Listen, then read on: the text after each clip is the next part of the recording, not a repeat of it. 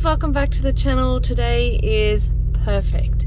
It is a beautiful blue, clear sky, no rain, and very little wind. So it is a perfect day to have you guys come with me and spend my birthday just doing the things that I want to do. First up, we are going down to the Milton Farmers Market. It's about an hour from where I live. I've never been there before. It's mid-spring and I'm hoping that there will be a lot of different stalls and stands there where I can explore and enjoy the Milton Farmers Market. I went to the berry one the other day. It was a little bit underwhelming, but never mind.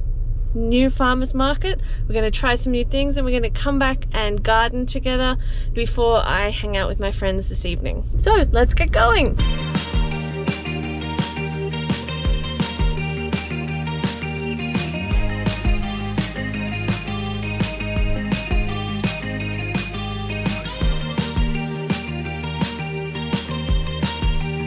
We've made it to Milton and it's a beautiful drive, and I've just pulled up outside the market. And the thing that worries me is I've pulled up right outside the market and been able to park in the shady spot because there's no one else here.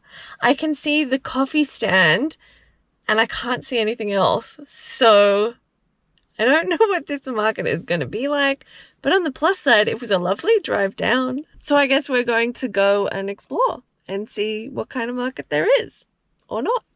Maybe. Who knows? We'll find out. For our adventures today, I've got my huge favorite shopping bag, which is from La La Land, and it is absolutely massive and you can fit so much in here. So let's hopefully go and fill it up. The first stall I went to had a range of sauces and jams, and I don't really use jam at all, but I did buy a homemade tomato sauce because I thought it'd be interesting to try, given it had apples and things like that in the recipe. I was also surprised to see some homemade dog treats. They were quite expensive given that they were just dehydrated chicken breast, but that was interesting to see given I've made that for the dogs myself. I wandered a little bit further down and they did say they didn't have a veggie produce section, which was a little bit disappointing, but there was one section where they had a couple of heads of garlic and some packets of violas, which apparently they're looking to freeze dry in the future. Very, very small market. I think the quest for a farmer's market in the South Coast region is going to continue because the Milton market was 3 stalls. It's very cute and small, but very small. Apparently they are looking for a veggie stand. I actually bought stuff just because I felt so bad for them. That sounds bad, but I felt bad for them spending their whole Saturday morning and everything prepping for this market, and there's like basically no customers and no stall, and it just must be disheartening as a producer for that to be your experience of a market. So I wanted to support them, and yeah, so I got a couple of jams and a tomato sauce, which is fine. I will use them even though I don't really use jam, but you know, they had a teeny jar, so I felt like, and they were $2 each, so it's not really a big investment and it allows me to feel like I'm supporting them in some way. But yeah, not the giant market of my dreams. I am still gonna have to keep looking for it. I would love to find some sort of rural, massive farmers market or like a homesteaders type conference in Australia like you guys have in America, and I just haven't found it yet. But then to be fair, I'm very new to this, so there's many streams and social groups and things like that I haven't experienced yet. So seeing we've come all the way to Milton, we might hit the bakery. The bakery here is a heritage bakery that is renowned on the South Coast as being amazing. I've been there once before on the way to the zoo in Mogo, and I wasn't thrilled with what I got, but I don't even remember what I got, so I can't even tell you why. But anyway, so maybe a good day to try it out again. I might stop at Bennelong on the way home and see the stingrays, but then we do have stingrays in the bay, so we'll see. We'll see what time it is when I leave Milton.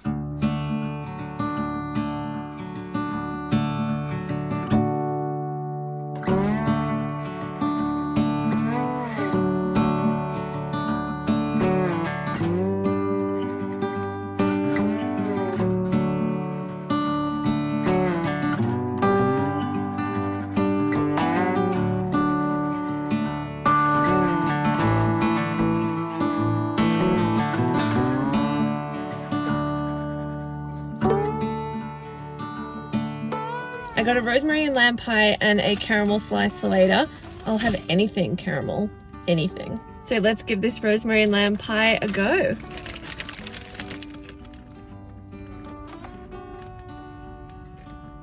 Good.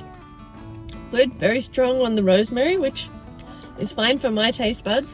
Although I read somewhere the other day, people were talking about what ingredients they reckon are most overused in recipes, and rosemary was really high up on the list.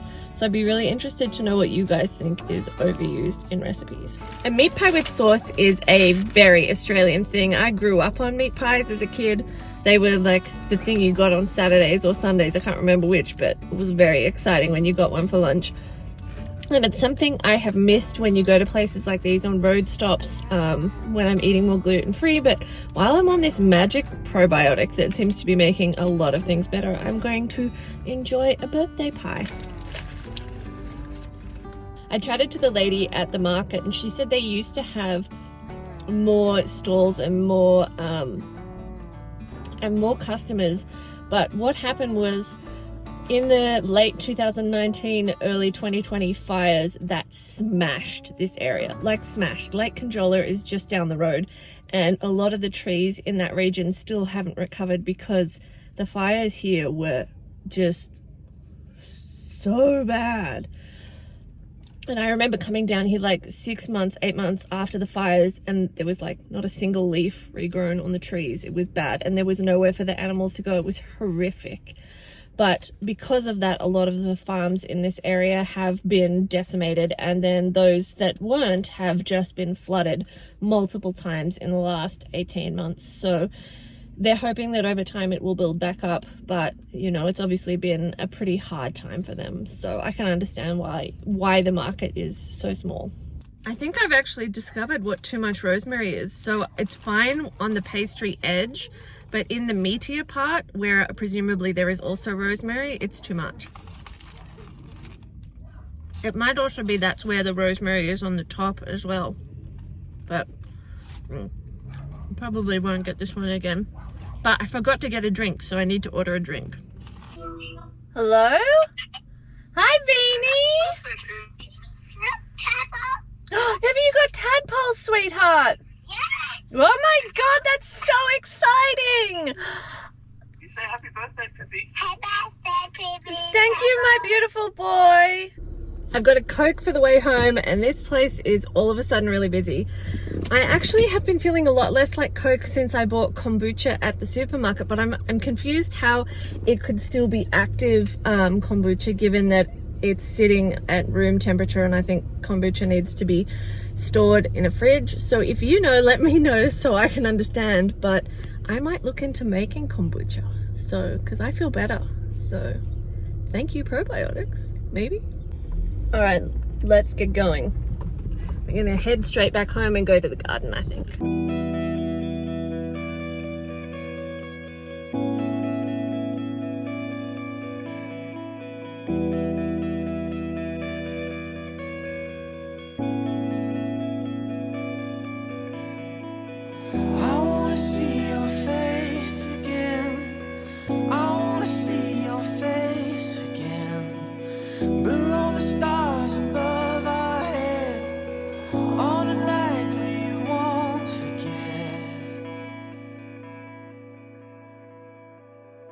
Home sweet home. Let's see if Raffy Staffy's happy that Pippi's home.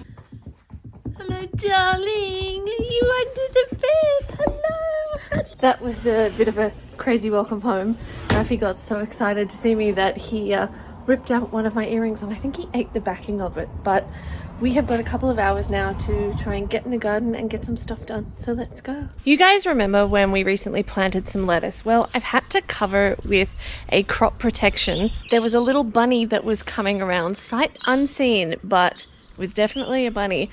And it was coming around and mowing the top off all the lettuce all the way down to the ground every night, particularly the iceberg lettuce. And so I've had to put this crop protection on it. I've got celery planted in 2 spots, one here up the front and one here down the back, and the celery has bolted.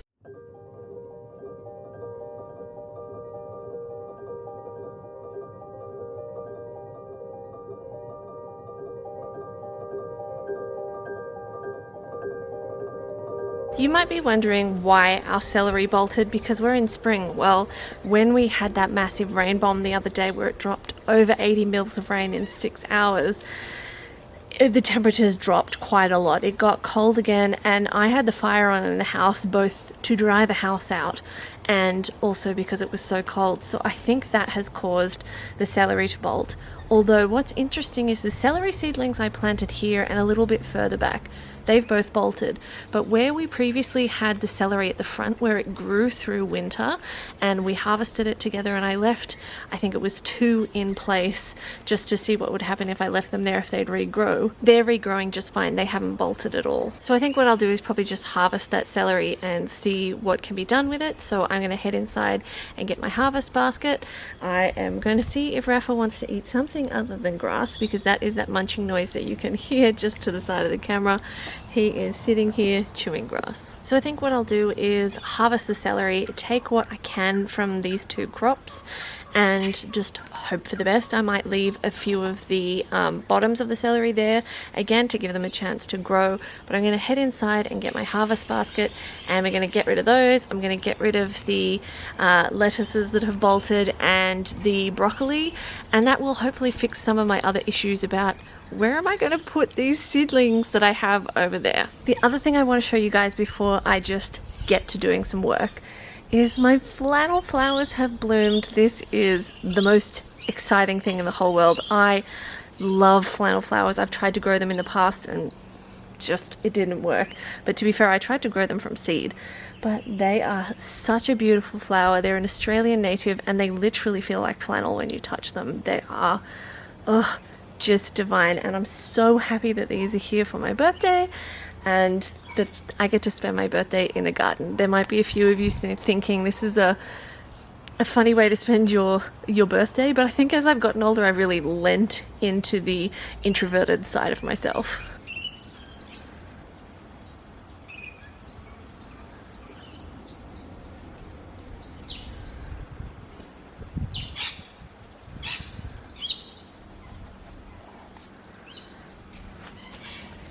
So one of the things we've got to get done today, or in an ideal world anyway, is to get some of these seedlings into the ground or into a pot. You can see the cosmos have already bloomed and they're still in their little seedling trays.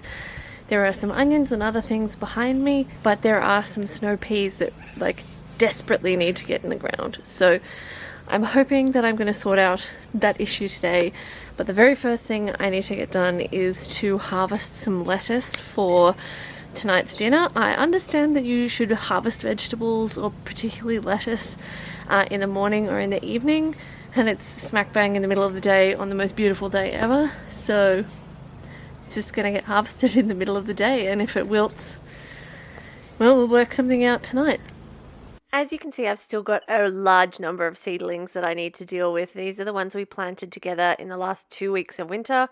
I also recently planted some more silver beets, given that I've become low-grade obsessed. I still have some more pots I need to deal with, some more containers. And over in this area, I'm hoping to move them. I had put them over here because this is not as much sunlight in this area in summer. But as you can see, the grass weeds are out of control here. They were already bad when I moved in, but with all the floods, they've gotten worse. And this area actually floods significantly and holds the water for a little while. So it's time to deal with this today. All of my straw flowers were looking super rough after the 6-hour 80 mil rain dump that we had the other day, but they have rebounded beautifully, and look at these red straw flowers. They are so amazing. We are also going to be picking those. I think I'll pop them on the table tonight for decoration, and then tomorrow I'll strip them and start the drying process so that these can be on my Christmas tree.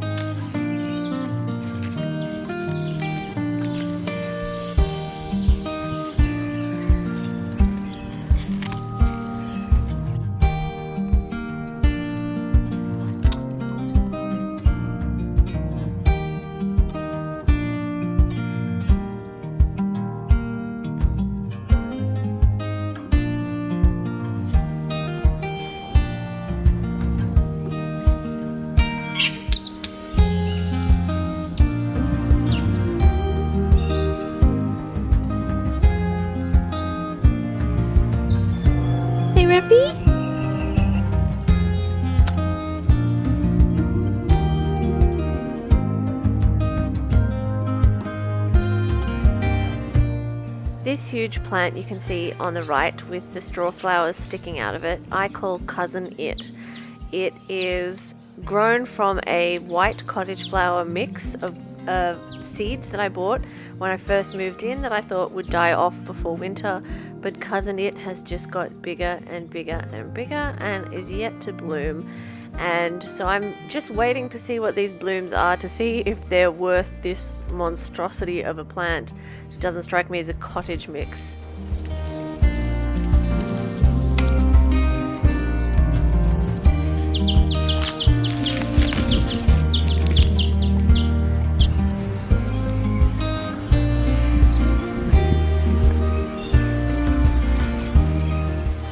This was the first day where the sun really started to feel warm. You can feel summer just around the corner. And so I gave Rafi a little ice block, and it is an unfortunate shape, but I trust him with ice cubes. And it's watermelon, mango, and raspberry. There are tomato seedlings popping up everywhere, mostly where I've used compost that was homemade, but from everywhere. And these zucchinis are doing amazingly well. It amazes me that the yellow zucchinis, where we've got a pair of twins here, actually have yellow leaves on them. So quite bizarre. And my snow peas are going well, although a lot of them are suffering with fungal diseases from all the rain we've had. So the cold weather has made my celery go to seed and has made a few other things struggle to progress well. And the sheer volume of rain we've had, my peas and beans just they're not doing well, and the fungal disease is right at the root of the plant, so the whole plant just ends up dying, and it doesn't seem to matter how many times I plant them, it just keeps on raining.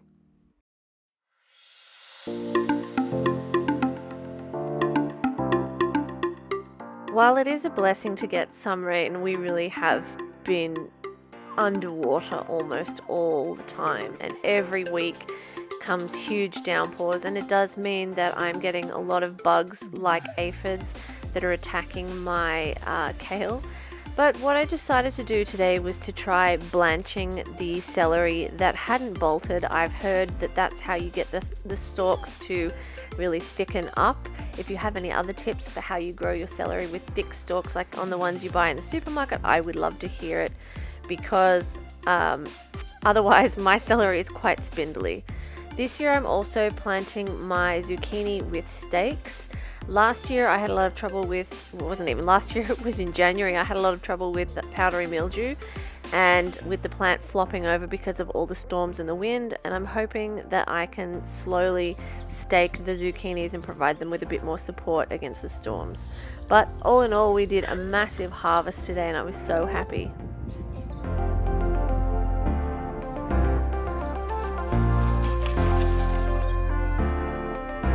We got an amazing harvest.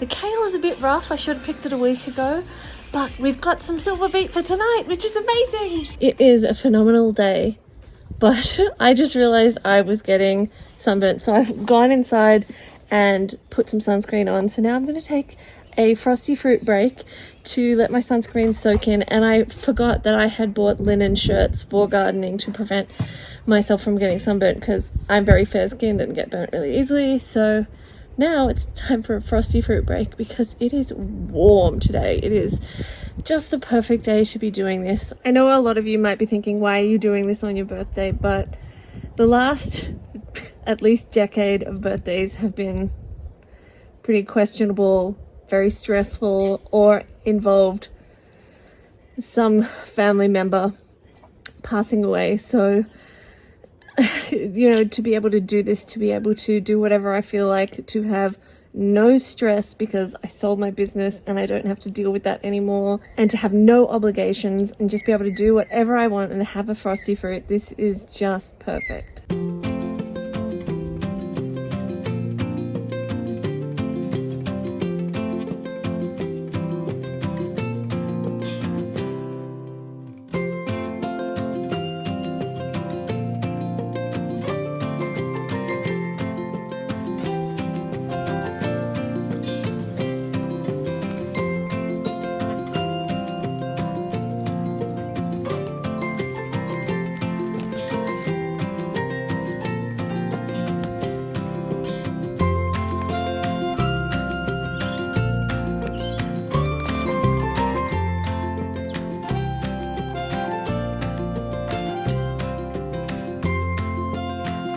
It is getting pretty windy now and we are going to head inside and clean up and get ready for my friends who are coming around in about half an hour.